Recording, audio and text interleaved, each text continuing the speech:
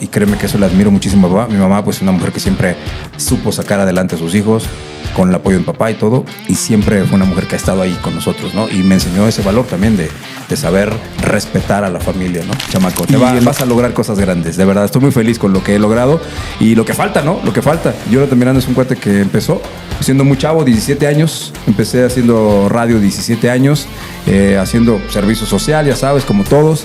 Empecé así desde abajo, jalando cables, pasando el disco, yendo por los cafés. Y escuchaba grandes voces que después tuve la suerte de conocerlos y que fueron amigos míos. Por ejemplo, un gran locutor, Manuel Coronel, bueno, él vino después, pero en ese momento era Marco Aguileta, que estaba en Estéreo Nova. Yo le llamaba para pedirle canciones, para saludarlo.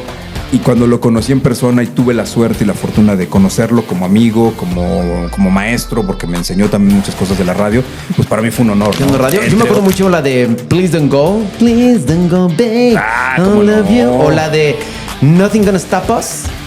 Starships. Nothing gonna stop us now. Sí, la de Me enamoro del maniquí. ¿Recuerdas una rola que tú hayas querido grabar y digas, aquí es mi momento?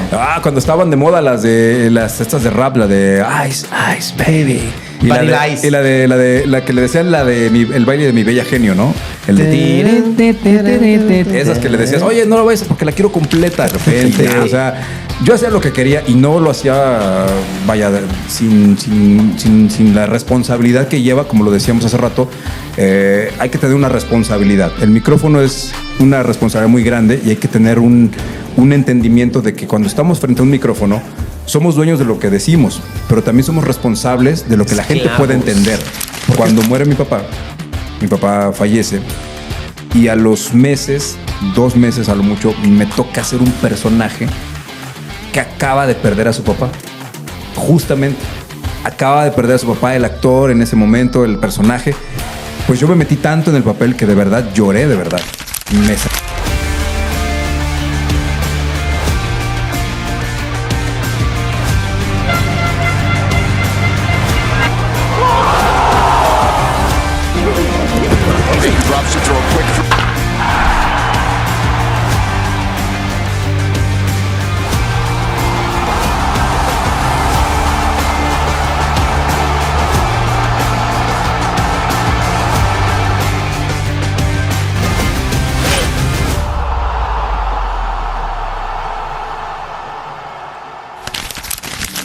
Amigos, ¿cómo están? El día de hoy tengo en esta sección Desencanchados un maestro de maestrazos. Siempre digo que invito a este podcast a gente que quiero, que respeto, que admiro muchísimo por el talento, por la empatía que tienen con la gente, por la manera como construyen sus ideas, las hacen sólidas y además gente que es coherente con lo que hace dentro y fuera del aire o en su vida personal.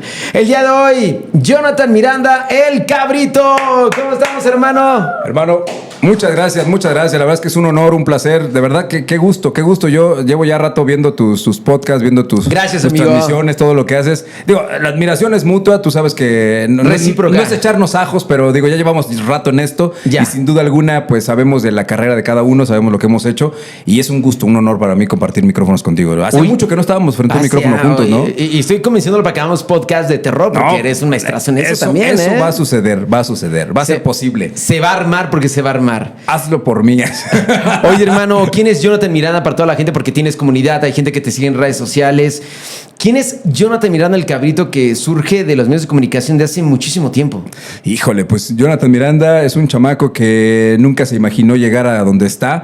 Siendo muy pequeño soñaba con ser inventar una máquina del tiempo, crear algo para que sus abuelitos nunca murieran, ser un niño que condujera una locomotora. Tenía el sueño de ser eso, pero nunca se imaginó llegar a esto.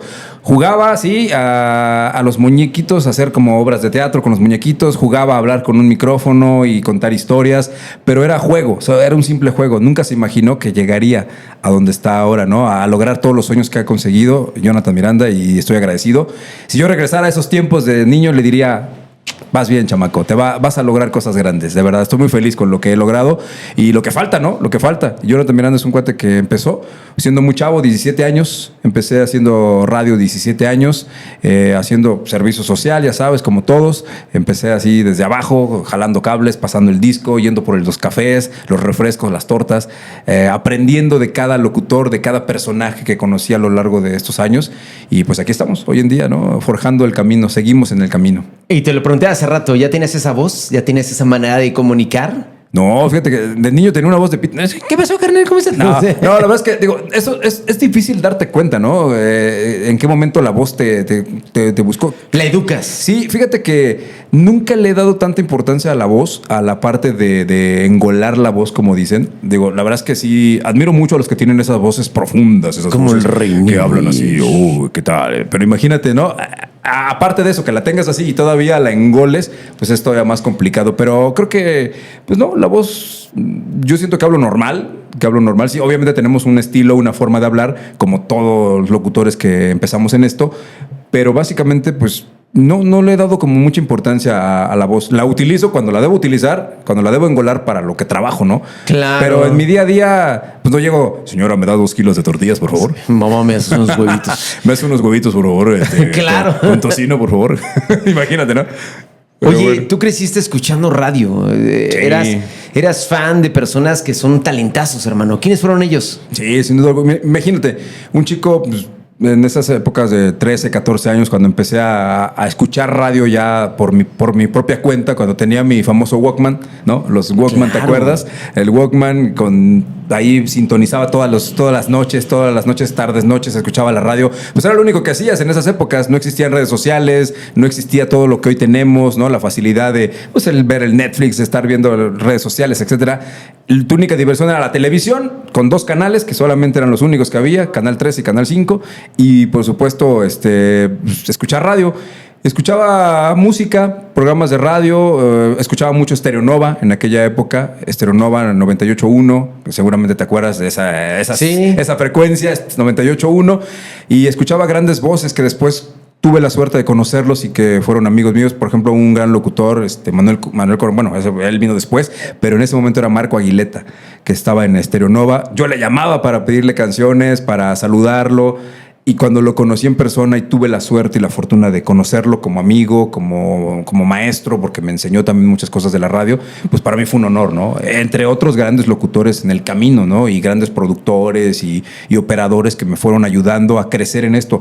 Yo no te voy a contar una historia como muchos dicen, es que para mí fue bien difícil a forjar el camino. La verdad es que tuve un angelote. Creo que desde el principio tuve suerte de conocer gente muy linda que me fue ayudando a crecer en esto. No sé si fue porque me vieron algo y dijeron, pues este chavo me cae bien, pero vi muy pocas caras a lo largo de mis años como locutor o como aprendiz de locutor, muy pocas malas caras. La verdad es que siempre fue gente muy linda que me ayudó y que me apoyó.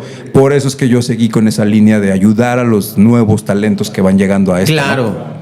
Sí. Fuiste ayudando a la gente, pero aprendiste de esas personalidades, esas seres humanos que realmente como te aportaron en la vida. ¿Tú no pensaste, quiero estar en ese medio, quiero trabajar, quiero expresar mis ideas? Sí, sin duda. Cuando ya descubrí las profundidades de la radio, las raíces, todo, cómo se hacía desde las entrañas de la radio, me encantó, me enamoré.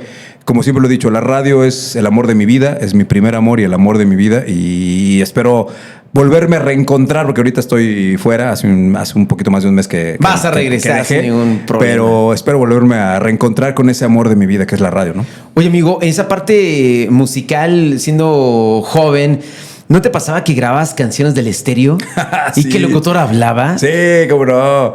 Es un mal necesario, ¿no? No, era padrísimo. Creo que todos los que somos de esas épocas de que escuchábamos la radio y la única manera de tener las canciones era esa o irte a la piroteca, ¿no? Ahí al centro. Claro, irte al pasaje... a los cassettes de San Francisco. Tajonar, ¿Te acuerdas? no. ¿Te acuerdas de los San Francisco? San Francisco ahí en... ¿Cómo se llama? En Tepetates. Tepetates, los San Francisco, que eran los cassettes por excelencia. Ellos llegaron a tener incluso, ya recordando esto, cuando ya salieron los discos, los CDs, llegaron a tener el CD de las mejores canciones de Factor 100, de Factor 100, de Radiológico, cuando en su momento era la estación, ¿no?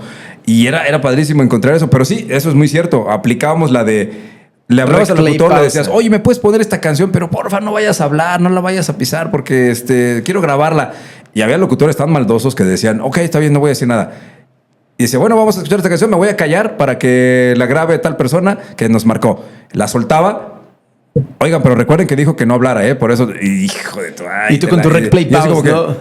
Ok, está bien, no, pues gracias. Pero sí, era una época padrísima donde tu única diversión, como tú bien lo dijiste, era la radio, era la televisión, salir a la calle a jugar. Y era una combinación de todo eso, porque no teníamos teléfonos como ahora que tenemos la facilidad de traer todos un teléfono y poder ver cosas ahí en redes sociales.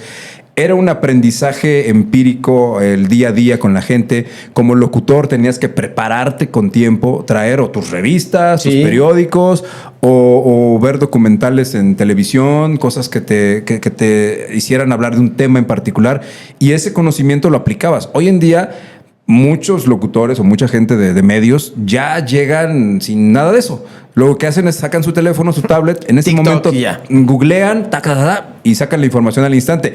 ¿Qué es una herramienta muy útil? Claro que es muy útil y es bastante bueno. Todos lo hacemos, todos lo utilizamos. Pero se ha perdido esa pasión por buscar, por investigar, por prepararte con tiempo, ¿no? Por traer el conocimiento aquí, ¿no? Ya desde antes, ¿no? No, bien lo dices, pero oye, ¿recuerdas alguna canción que hayas intentado grabar o hayas grabado en su momento escuchando radio? Yo me acuerdo mucho la de Please Don't Go, babe, ¿cómo I love no? you. O la de Nothing Gonna Stop Us. Esa Starships, ya. Nothing Gonna Stop Us now. Sí, La de sí. Me enamoro de un maniquí. ¿Recuerdas cómo una no. rola que tú hayas querido grabar y digas, aquí es mi momento? Cuando estaban de moda estas de rap, la de Ice, Ice, baby. Vanilla Ice. Y la que le decían el baile de mi bella genio, ¿no? El de esas que le decías, oye, no lo vayas porque la quiero completa. Y nada, te metían, o al principio o al final se metían. Y había unos que se metían hasta la mitad de la canción, incluso, para dar la hora o para decir las siglas de la estación de radio. Sí, era una cosa maravillosa. Era muy artesanal todo el asunto de la radio en aquellos tiempos.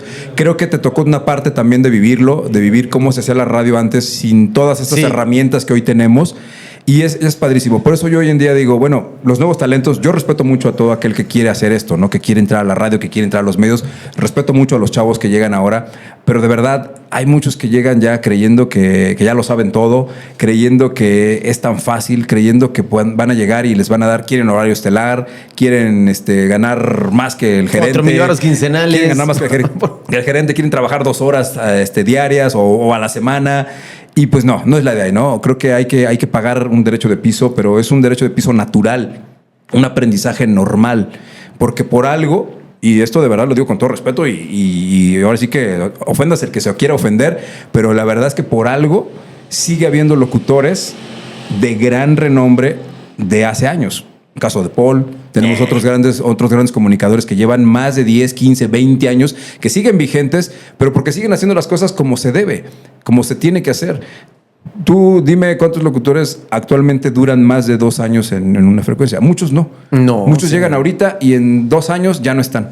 Tú estás con un chavito, justamente te escuchaba ahí con Raptor.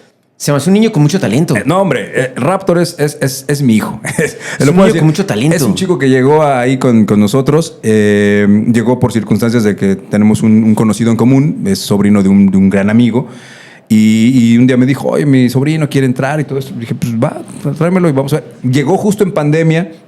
Fue complicado para él, tuvo que esperarse meses hasta tener su primera gran oportunidad, por lo mismo que estábamos en plena pandemia, pero fue aprendiendo, fue agarrando. Yo siempre le he dicho, yo no tengo nada que ver en esto, el talento es tuyo, tú lograste lo que has logrado hasta ahora, lo que has obtenido es tuyo y lo está haciendo bastante bien. Es un chico que tiene mucho talento y de verdad, chéquenlo a Raptor Delgado. Sí, yo me puse en sus redes sociales. Es un gran comunicador, es un chico natural que tiene las cosas natural y bien ubicado. Está bien ubicado con los pies en la tierra y eso me encanta. Y así me gusta, ¿no? Apoyar a la gente que de verdad quiere y ama esto y le apasiona esto de la radio, porque a mí me apoyaron. Les digo, yo no les voy a contar una historia trágica de que no, para mí fue bien difícil y me pusieron el pie. No, la verdad es que no.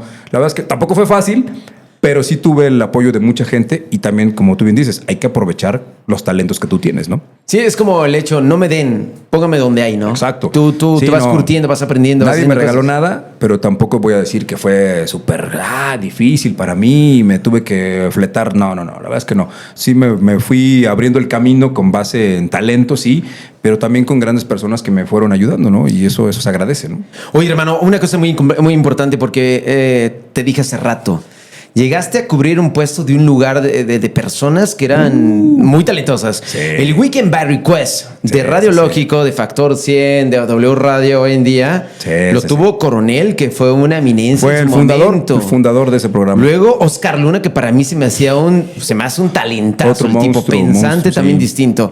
Y luego el listón estaba alto, hermano. Sí, bastante. Y llegaste ahí. Bastante. Y te mantuviste años. Pues 5 años duramos en ese programa del Weekend by Request, que sin duda alguna a la gente le encantó ese programa. Ya lo querían quitar, de hecho. Digo, ya te imaginarás, pero bueno, esa visión errante que muchas veces tiene la gente que dirige las estaciones de radio, que creen que un producto, porque lleva muchos años, ya no sirve. Al contrario, ese programa se fue renovando año con año. Fuimos dándole refresh cada año. Y sí, es cierto, ese programa comenzó a finales de los 90, principios del 2000, cuando comenzó toda la onda del radiológico. Manuel Coronel hizo ese programa y él lo hacía de 9 de la mañana a 7 de la noche. Todo el día. Él estaba todo el día. Y yo me la fletaba la mayor parte del tiempo con él, porque yo era su operador. Entonces yo estaba con él. Todo eso que él hacía, yo le aprendí. Yo fui viendo, observando. Tuve un gran maestro que me ayudó, que fue él. Por eso es que dije, el día que yo tenga la oportunidad de estar en este programa o un programa similar, yo quiero hacer lo que él hace. Entonces mucho de lo que yo hacía en el programa era inspirado por él, justamente por Manuel Coronel. Llega Oscar Luna, que también tuve la suerte de conocerlo. Un tipazo que, de verdad, si ustedes tienen la oportunidad de conocerlo en persona, nada que ver con el personaje. El personaje es arrogante, el personaje era acá, pues, el papas fritas, el que todo sabía, pero el hombre, el tipo, el cuate, no, hombre, es un tipazo. Un tipazo, es un tipazo, el buen Luna, que le mandamos un saludo si llega a ver esto, igual a Manuel Coronel. Y de verdad, llenar ese hueco era muy complicado, pero me arropé en lo que yo sabía, en lo que yo había aprendido de ellos.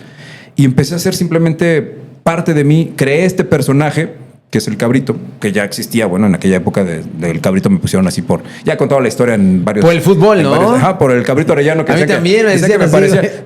Decían que de hecho que si éramos hermanos o algo. Paul y yo, ustedes juzguen. Pero bueno, el chiste es que fui adoptando ese programa como mío, lo conocí desde el principio, sabía qué hacer, cómo hacerle, y aunque muchos por ahí decían que no es cierto, fuimos los primeros en hacer el famoso duelo de canciones, del duelo de la radio. En aquella época nadie hacía duelos. O sea, sí hacían sus encuentros de canciones, pero no el duelo como tal. Pero bueno, esa es otra historia. El chiste es que ese programa lo fuimos moldeando con los años, conforme fui recordando lo que se hacía en aquella época con Manuel Coronel, con Oscar Luna. Y afortunadamente lo hicimos 5 años. Pudimos haberlo seguido haciendo más años, pero pues llegó el momento en que tuve que decir... Intereses. Tuve que decir gracias.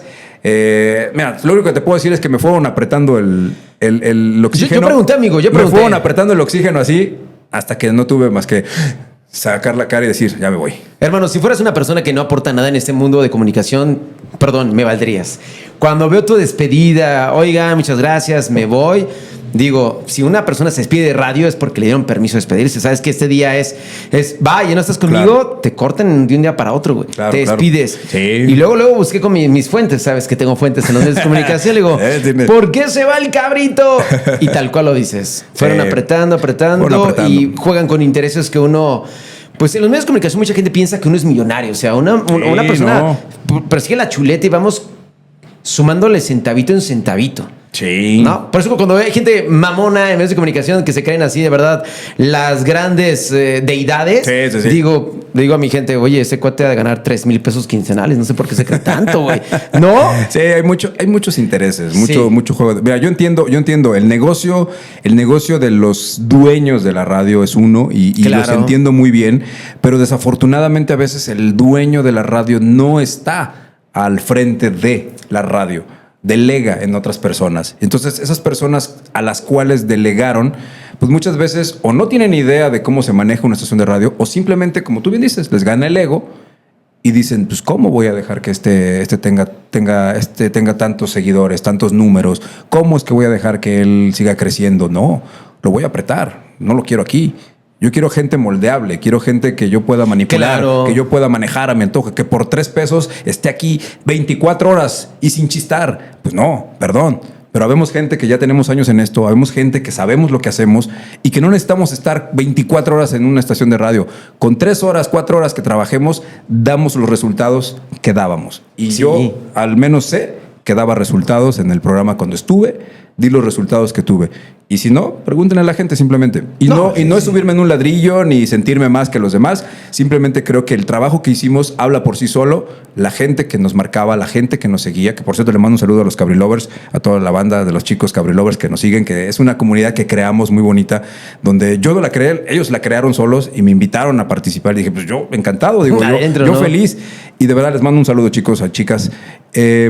Eso es lo que yo me debo a ellos, a la gente, porque la gente es la que finalmente te da la oportunidad de estar o no estar, son las que te dan los números al final de cuentas. Claro. Tú puedes tener el talento, te pueden dar la Rentable. oportunidad, te pueden dar el horario estelar, el que tú quieras. Sí, es importante el talento, pero si la gente no te sigue, a pesar del talento, pues entonces no sirve de nada lo que haces. Yo conozco mucha gente que tiene muchísimo talento y tiene cero empatía con la gente. No hace clic con No la hace gente. clic. Y estoy a preguntar, hermano, porque vi tus en vivos, me ponía a verlos. Y porque me gusta estudiar a la gente que es talentosa y no estoy lamiendo muchas botas, veces. hermano. No, O sea, bueno. lo hacías y veía en tus en vivos 90, 110 comentarios. O sea, la gente, abrías conversación, tienes una comunidad importantísima y es muy complicado lograrlo hoy en día. No, y luego hablábamos de cualquier cosa. No, es que... ¿Cómo se hace eso? Pues mira, algo que me encantaba hacer, a pesar de la edad que tenemos, no voy a decir cuántos años, 20 y tantos. No, 20 siempre dices, ¿no? Me ha gustado siempre estar al día, ¿no? Veía yo que estaba en tendencia, veía yo que había de tendencia. En el programa igual hacía lo mismo. ¿Qué canciones estaban de tendencia en TikTok, en Instagram? Veía qué era de lo que la gente estaba hablando. Entonces, cuando yo llegaba al programa, abría hilo de eso. Empezaba a hablar del tema que estaba de moda en ese momento. Entonces, como muchos lo conocían, pues empezábamos a hablar de eso. Hablábamos de fútbol, hablábamos de política, hablábamos de temas personales, hablábamos de cosas fuertes a veces. Yo llegué a criticar cosas fuertes ahí en los en vivos. ¿De quién o qué? No, de política o de simplemente... Yo, por ejemplo, trabajando para W Radio, siendo una empresa de W Radio, a mí nunca lo negué, que a mí perdón que lo diga, y a lo mejor si lo quieren editar le ponen un blip. No pasa nada, dilo. Me caga Loret de Mola. Y yo no le lamía las botas a Loret de Mola, aún trabajando para la misma empresa W. A mí me valía Loret de Mola. ¿Por qué? Porque yo sé que es un farsante, yo sé que es un tipo que inventa, que hace cosas, que inventa, que hace sus montajes. Yo sé que hace eso. Entonces yo no temía en decirlo. En decir, ¿sabes qué? Loret de Mola es un farsante, es un facho, es un idiota, ¿no? No sé por qué trabaja por un medio de comunicación tan importante como W Radio. Pero bueno, nunca tuve empacho en decirlo. Entonces, ese tipo de cosas, a mí se me salían groserías al aire de repente. O sea, yo hacía lo que quería y no lo hacía, vaya, sin la responsabilidad que lleva, como lo decíamos hace rato. Hay que tener una responsabilidad. El micrófono es una responsabilidad muy grande y hay que tener un entendimiento de que cuando estamos frente a un micrófono somos dueños de lo que decimos, pero también somos responsables de lo que la gente puede entender. Porque eso de que dicen, yo digo las cosas y que la gente entienda lo que quiera. No, mentira. En este medio tú eres responsable de lo que dices, pero también de lo que la gente puede entender. La comunicación debe ser muy clara. De lo que sale de aquí y lo que la gente entienda del otro lado tiene que ser muy claro. No puedes inventar, no puedes decir mentiras, no puedes decir cosas que no son ciertas. Si vas a decir algo frente a un micrófono, también ten la responsabilidad de sostenerlo cuando lo digas, ¿no? Porque ¿cuántos dicen una cosa y después se desdicen? Claro, siempre. Es que yo no lo dije, no es cierto. No, yo sé. No. Hay que tener esa responsabilidad porque tú no sabes el día que puede estar pasando. Lo decíamos hace rato también, fuera de cuadro, ¿no? Tú eres responsable. No puedes venir a un micrófono, frente a un micrófono, si estás enojado, si estás triste, si estás pasándola mal, si te peleaste con la novia, si tuviste un mal día. Ante un micrófono tú no puedes mostrar esos sentimientos. Tú tienes... A primera nariz es un vino frutal, frutos rojos. Y en el taste... ¡Wow! Tienes que probarlo. Si ya lo probaste, de verdad te recomiendo a nuestro nuevo patrocinador de Desencanchados, Vinos Cuatro Soles. Muy importantes, son mexicanos. Y para ser mexicano va más allá de haber nacido en esa tierra. Existe una conexión con las raíces, una admiración por la cultura y un amor por este país. Y claro, vinos en México y también fabricados, hechos aquí. Hay muchísimos, pero ninguno inspirado en su gente, en la alegría que nos caracteriza y también, por supuesto, porque aquí celebramos todo, incluso lo que a ti y a mí nos divide. ¿Estás de acuerdo? Bueno, porque si como México no hay dos, como cada mexicano tampoco, y por eso es ahí donde está justamente mis amigos de Cuatro Soles, patrocinadores de Desencanchados. Encuéntralo en cualquier supermercado, tienda de tu preferencia, porque Cuatro Soles está en todas partes. Y bueno, como te decía, tienes que ser una persona responsable cuando estás frente a un micrófono, porque pues somos esa guía hasta cierto punto para las personas. Las personas sintonizan la radio, ven la televisión para informarse, para saber qué va a pasar y sobre todo también para tener un poquito de tranquilidad, de relajación. Creo que los medios de comunicación, muchos hoy en día han perdido esa responsabilidad. Y no solamente me refiero a la radio, me refiero en general. Los medios de comunicación se han vuelto muy irresponsables en las noticias que difunden, en las cosas que sacan, las noticias fake, los montajes, entre muchas otras cosas que vemos hoy en día, ¿no? Oye, amigo, y también estás en doblaje, oye. Y conozco gente importantísima en doblaje. Sí. Carlos Reynoso, el Rey Niwis, el Víctor Curi, también todos cracks. Tú, no, hombre, Cabrito, no, hombre, Memo Rojas. El maestrazo. ¿No? Susi Martínez. No, Susi es una gran directora. ¿Qué tan fácil? Porque mucha gente puede decir, es que nomás lees y estás hablando. Es hacer doblaje, hermano. Híjole, la verdad es que lejos de lo que puede pensar la gente, porque mucha gente sí llega diciendo, es bien fácil, nada más hay que mover los labios y hay que decir lo que dice ahí. No, la verdad es que tiene su chiste. Es una preparación constante. Tienes que prepararte desde tener bases actorales, saber la técnica del doblaje, perder los nervios, estar frente a un micrófono que a veces mucha gente llega pensando que es muy sencillo, pero no es así. Tienes que aprender todo esto. Aparte, chécate, te voy a decir brevemente, tienes que leer un guión. Hay un guión. Antes se utilizaba un guión en papel, hoy ya no, hoy ya tienes el guión en pantalla. Entonces es una desventaja porque ya no puedes marcar. Antes con un papel podías marcar la pausa, podías marcar, aquí tengo que irme más rápido, le ponías una flecha. Había unas marcas específicas que tú utilizabas para marcar tu guión y poder saber en dónde tenías que o hablar más rápido o hablar más lento, o aquí hacer una pausa, una media pausa, una coma alta, etcétera, etcétera, ¿no? Todo ese tipo de cosas. Hoy ya no, hoy todo está en la mente. Tú lo ves, estudias tu guión, checas tu loop tiene, no sé, 18 palabras. Lo empiezas a decir, lo practicas, y una vez que lo practicas tienes que recordar en tu mente, recordar dónde había una pausa, dónde había un hablar rápido, dónde tenías que hacer una reacción. Por ejemplo, estás hablando y de repente en medio de la plática dices, no, pero fíjate que yo el otro día estaba pensando en que haces ese gesto. Todas esas cosas tienes que saberlas hacer. Entonces ya se vuelve complicado por sí solo. Entonces cuando ya lo estás haciendo, créeme que no es tan sencillo, no es tan fácil. Hay que practicarlo mucho tiempo. Yo llevo ya casi 10 años, este año cumplo 10 años haciendo doblaje. No fue fácil al principio. Cuando venimos de radio, justamente te encasillan porque piensan que todo el tiempo vas a hablar como locutor.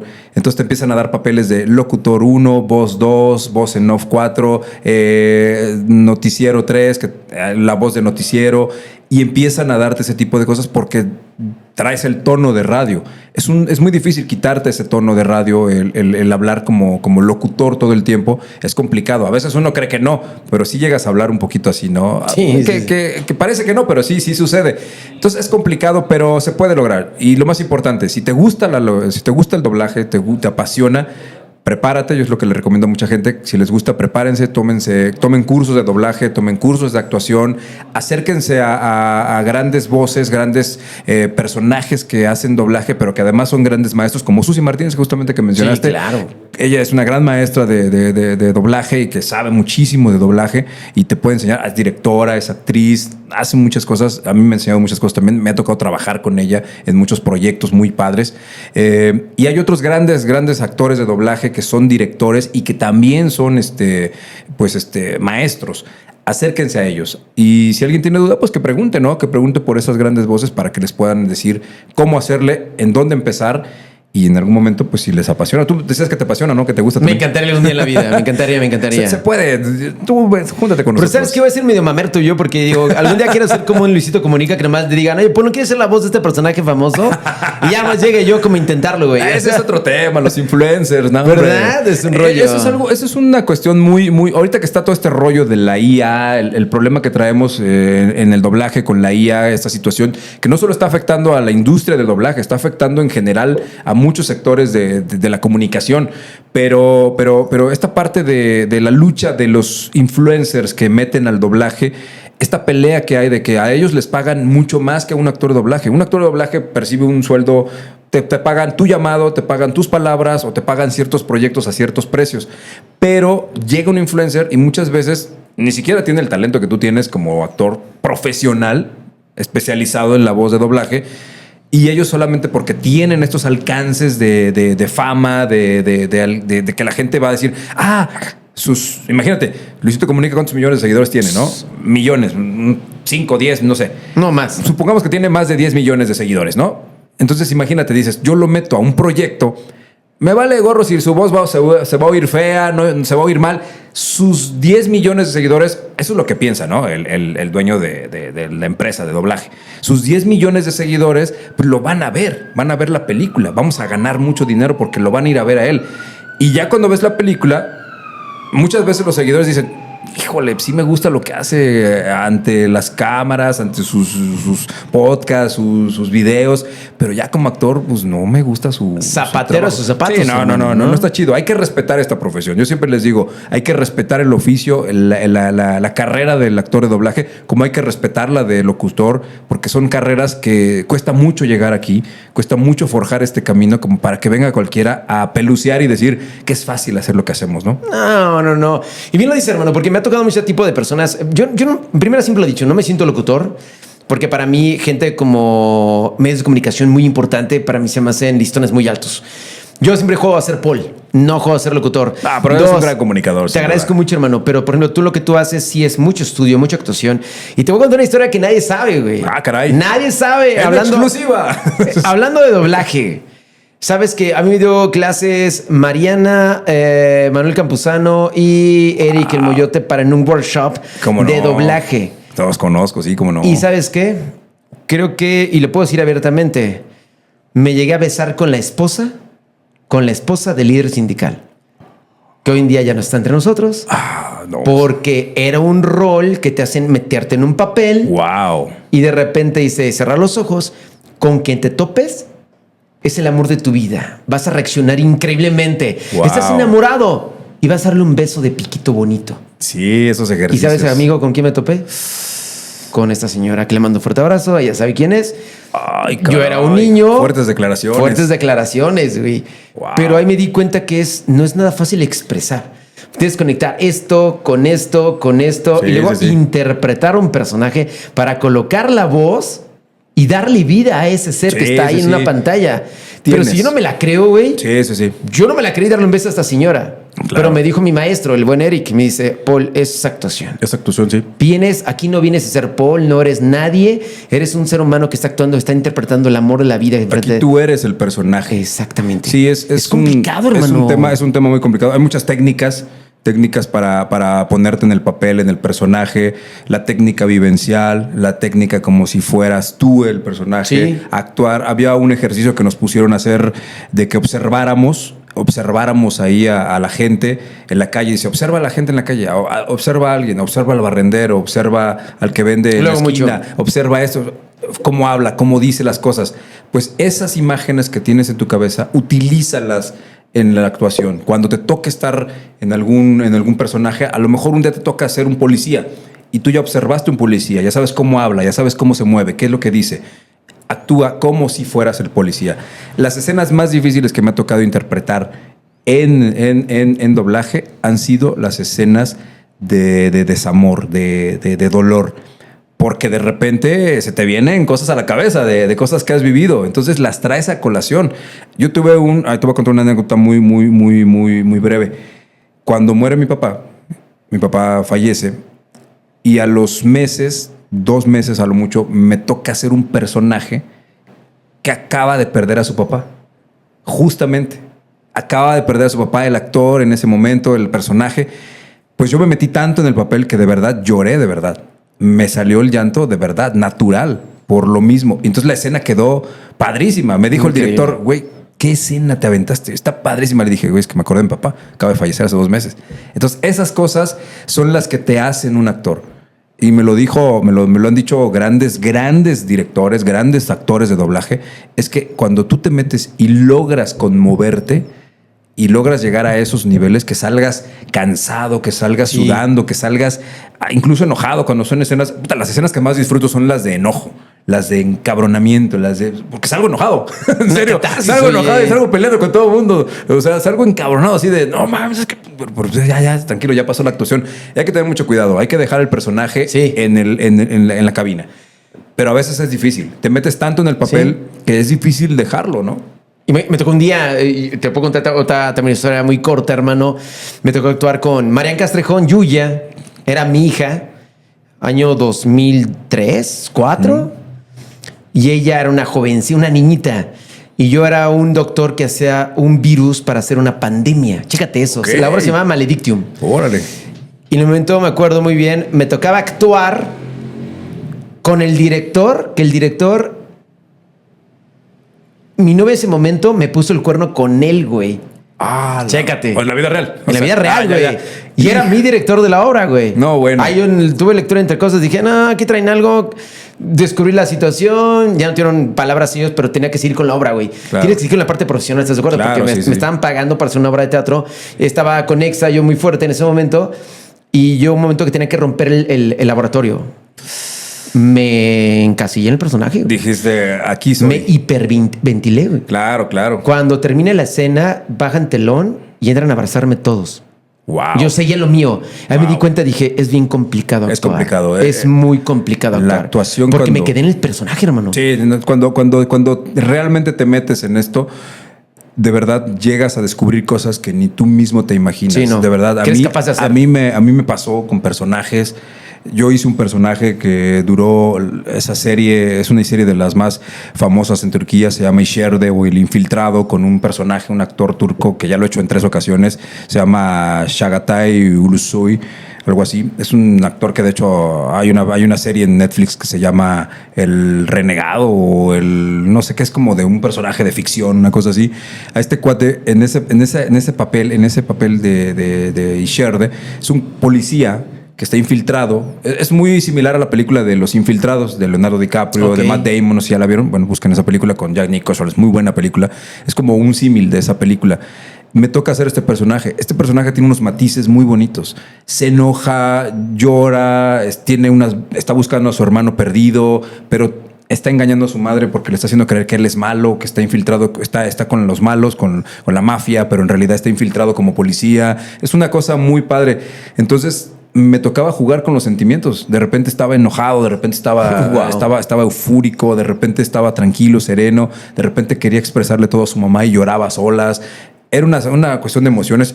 Me costó muchísimo hacer ese papel porque era mi primer papel estelar importante en doblaje y de verdad aprendí mucho. La directora Janelli, que me ayudó bastante con ese personaje. Fueron meses, de verdad grabamos esa serie yo creo que como 8 meses.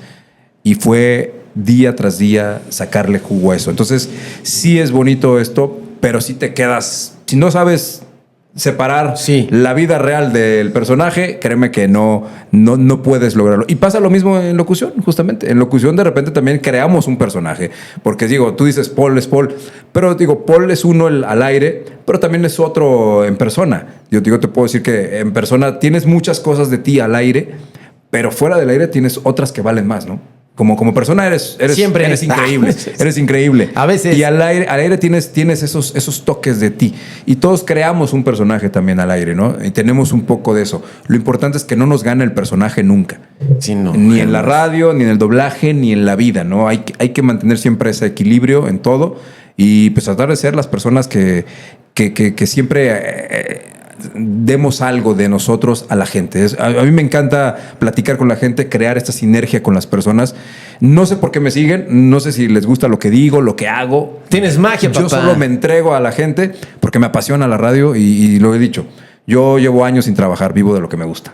Exactamente. Oye, hermano, estamos terminando ya prácticamente este podcast Shoot and Gold. Platica con amigos que quiero, que respeto mucho. Hombre. Número 1, a ver, ¿quién de tu gente? Dame 3 personas que te hayan aportado tanto en la vida.